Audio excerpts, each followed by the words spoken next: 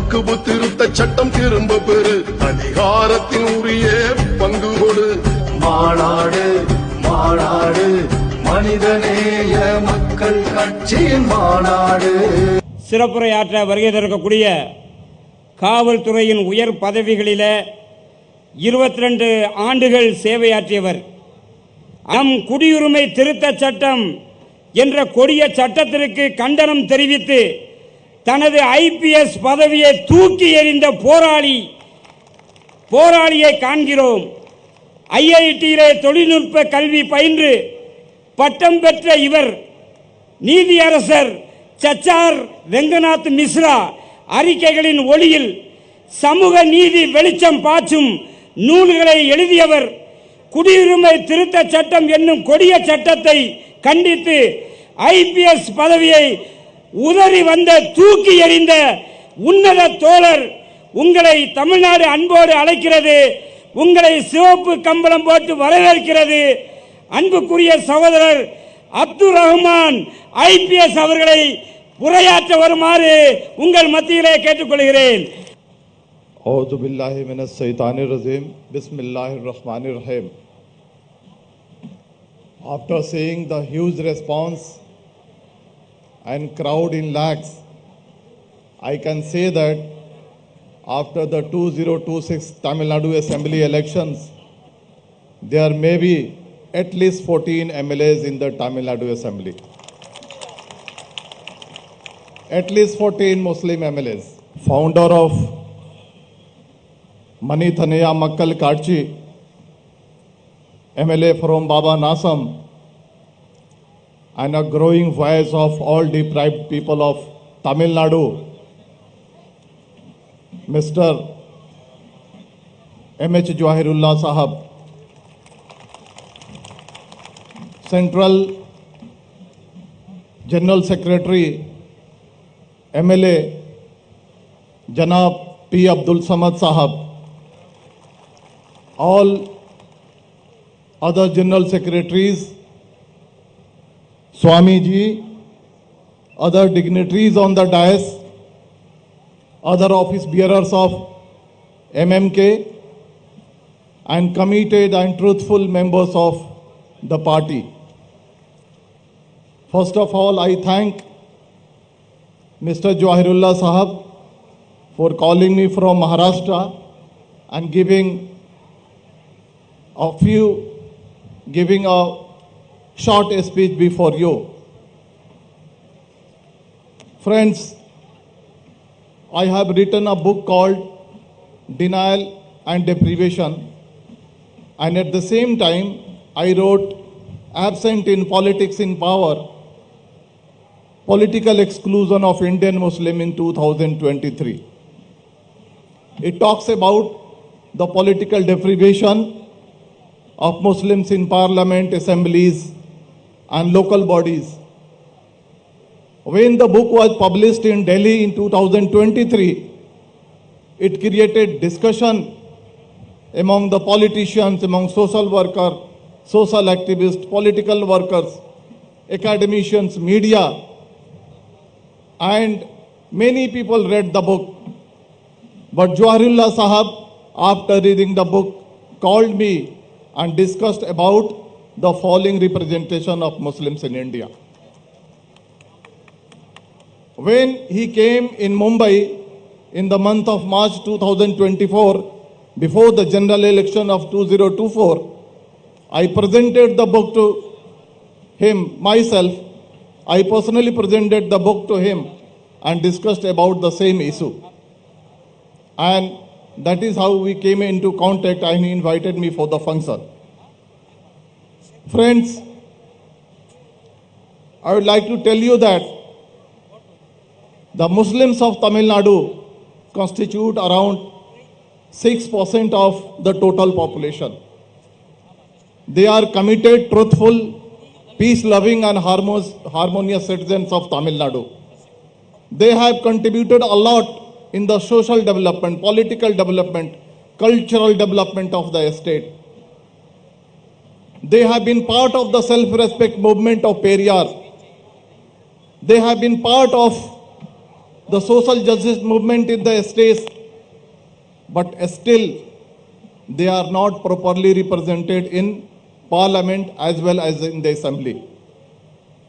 Friends, you have seen in the demands of various members of the party that on national level there are 543 MPs in the parliament.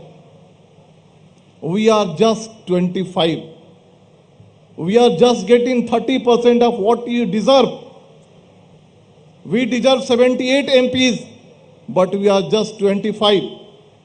Over the years, till 2009, in the 17 general elections, we have got just 48% of the seat, and there have been 52% deprivation. And because of this low voice in the parliament, many targeted legislations have been passed. You know, the CAA, Triple Talaq, Waqf Amendment Act, and many more legislations have been passed. If there had been proper number of MPs, at least 50, 60 or 70, these legislations, I can tell you with guarantee that these legislations would not have been passed. Secondly, friends, if you analyze the number of all the assemblies in India, there are almost 4,123 MLAs in all the states. You know the number of Muslim MLAs? Only 296, just 50%. You are getting just 50% of what you deserve. And because of this, you are not being empowered properly. Your social development, your educational development, your economic development are not addressed properly in the states. You know, in Maharashtra, Muslims constitute 12% of the population, and according to the population, they deserve 35 MLAs, but there are only 9 MLAs in the state assembly. If you analyze the situations of Tamil Nadu, in Tamil Nadu you have 230 MLAs. Today you have just 7 Muslim MLAs. According to the share in the population, 6% of the population, you should have at least 14 MLAs in the Tamil Nadu assembly. You know, in 1952, in the first state assembly elections of Tamil Nadu, there had been only 2 Muslim MLAs. It was the least share in the assembly, and the deprivation was the highest. In 1989, in 1996, you had maximum number of MLAs, 11 in each year. I mean the 11 MLAs in 1996, 11 MLAs in 1989. Beyond that, leaving these 2 years, the number of MLAs had been below 10. So in the states, which is the state of social justice, it is a state where there is harmonious relations among the communities, you are not properly represented. I would like to tell you that why this is happening, friends, because Muslims are not concentrated in a particular assembly or parliamentary constituency. They are spread homogeneously. Secondly, they are not properly given nominations. They are not given due share in tickets. Our political deprivation issue is not discussed in media. It is not discussed in academic circle. There is no reservation. There is no legal or constitutional provisions for Muslims as you have for scheduled castes and scheduled tribes. And we are ourselves responsible for this, that we have not created political awareness, proper political awareness among the community. We have not created good leaders like Jawaharlal Sahab, like P. Abdul Samad Sahab, those who can stand up and speak before the government, they can put up any demand. So this is the shortcomings of the community. Friends, I can tell you, if you analyze the scenario on national level, there is a growing feeling in the community that there should be a Muslim party on national level, and if you cannot create a Muslim party on national level, at least we should have a small parties on regional level. But what should be the characteristic of a Muslim party? It should work within the framework of the constitution. It should raise the voice of OBCs, Dalits, Adivasis. It should raise the voice of all caste and communities. It should practice the secular issues. It should raise the issues of human rights. It should raise the issues of OBCs, Christians, Dalits, all. It should raise the issues of farmers, laborers, youth. And if you analyze what the MMK does, we can say that MMK can be a role model for the proposed Muslim party all over India. Because I arrived yesterday in Madurai, I talked to the people, I read about, I googled, and I found that they have not only raised, they have not focused the problems of Muslims only, they have raised the issues of farmers. They have raised the issues of laborers. They have raised the issues of Dalits and OBCs. They have raised the issues of human rights violations. They have raised the issues of injustice against Dalits and Christians and Muslims. So if you analyze the situation, what they are practicing, the MMK is practicing these issues, the working style of MMK can become a role model of all Muslim parties on national level. The Muslims in Assam, the Muslims in North India, the Muslims in Central India, the Muslims in Maharashtra, the Muslims in other parts of the country, they can form a party which is secular in nature, which raises the voice of all deprived sections, but still has a better focus on Muslim issues. This is MMK, I can say. Friends,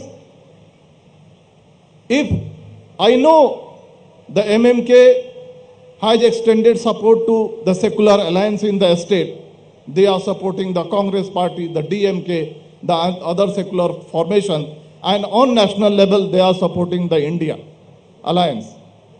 But I can say you, if you analyze the situation in Tamil Nadu, the secular alliance under RJD, 100% Muslims vote for the secular alliance. Sir, in Bihar, Lalu Yadav comes from the Yadav community, the milkman community, but 100% Yadav do not support Lalu Yadav. Only 70 to 80% Yadav support Muslims. Yadav supports RJD. But Muslims support wholeheartedly 100% to the secular party. But Muslims do not get in return the proper share in the nomination. Sometimes we vote the non-Muslim candidates. We do not support the Muslim candidate at the same time. If a Muslim candidate is fighting and if a non-Muslim candidate is fighting and non-Muslim candidate is being supported by the secular alliance, we keep aside the Muslim candidate and we vote for the non-Muslim candidate. Why? To protect the constitution, to save the secularism in the country. But we do not get a proper nomination in the nominations of the secular party. First of all, they do not give ticket to eligible Muslim candidates. Secondly, if they give party to eligible candidates, they do not come for campaign. And at the end, somehow if the Muslim candidates are elected and enter into the state assembly, they are not given good portfolio. What portfolio they get? Minority Development Department, Waqf Department, Hajj Committee. Friends, I can tell you these departments automatically come into the domain of Muslims or minorities. Hajj Committee can be led only by Muslims. Waqf can be led only by Muslims. Minority department can be handled by any member of the minority community. But I can tell you, why don't they give the high profile portfolio like finance, the high profile portfolio like irrigation, rural development, home department, PWD? So this is the atrocity, this is the injustice the secular alliance commit on us. I can tell you on national level, friends, BJP and RSS are totally against the political empowerment of Muslims. In UP, you have 403 seats in the assembly, 20% Muslim population over there. But they do not find a single eligible Muslim candidate. I mean to say, they do not give ticket to a single Muslim in UP. Similarly, they do not give ticket to any Muslim in Gujarat, Rajasthan, and other important states. On national level, they give 4 to 5 just for a formality to Muslims, where they give 2-3 tickets in Bengal, 2-3 tickets in Jammu and Kashmir, and it is bound that they are going to lose. And it is a pity and it is unfortunate that in the parliament there is not a single Muslim member of parliament from the ruling party. This is a disgrace for our democracy. 14.2% Muslim population in the country, almost 22 crore. But there is not a single Muslim minister in the cabinet headed by Mr. Narendra Modi. And he says, Sabka Saath, Sabka Vikas. There is not match between what he says and what he does.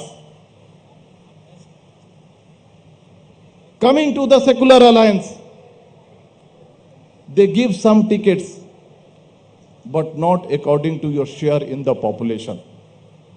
I have come here to give you some suggestion that when the assembly elections in 2026 is due in your state, demand at least 20 to 25 tickets for Muslim candidates. I can read before you, friends. There are many Muslim-dominated constituencies in Tamil Nadu.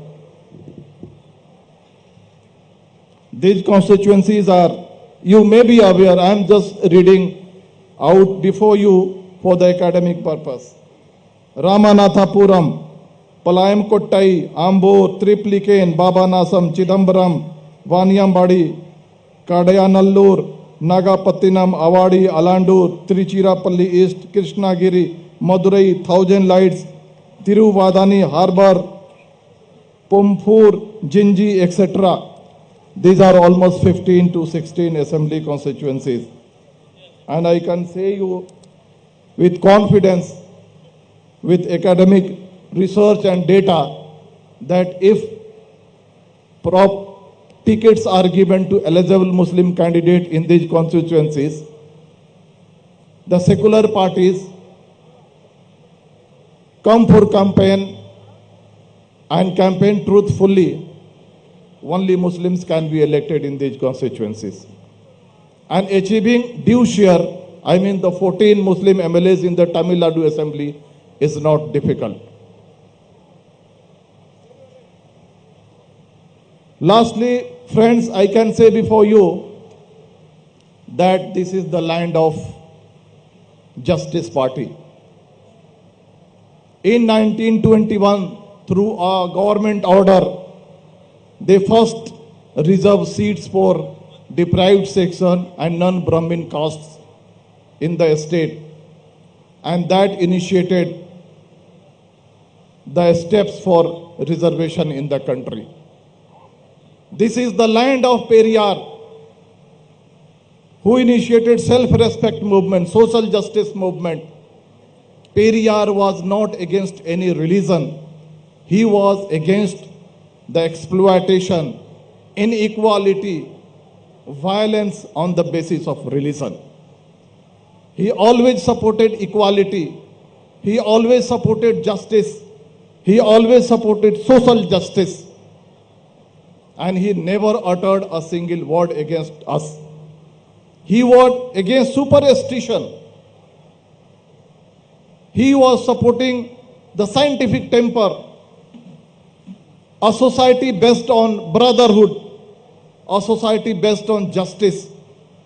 So this is the land of Periyar. This is the land of Annadurai. This is the land of Karunanidhi. This is the land of social justice.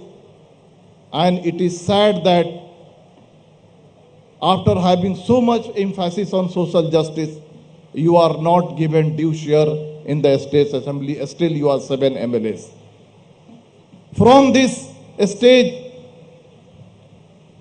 I can say to senior partners of MMK, like the Congress, DMK, that provide good number of tickets and ensure that at least 14 Muslim MLAs reach in the Tamil Nadu Assembly, and I wish among them there would be at least 10 from the MMK. So with these words, I conclude my speech, and with your excitement and the number with which you are attending this rally, I can say you that the future of MMK is bright, the future of Muslim empowerment is bright, and this will going to ignite a revolution, and that revolution to gain the proper share in the politics, that is parliament, assemblies, and on local level. I again extend my sincere thanks to Johirullah Sahab for inviting me and saying some words before you. Long live Manithya Makkal Karchi, long live Periyar, long live Tamil, long live India, Jai Hind, Jai Bharat. Thank you.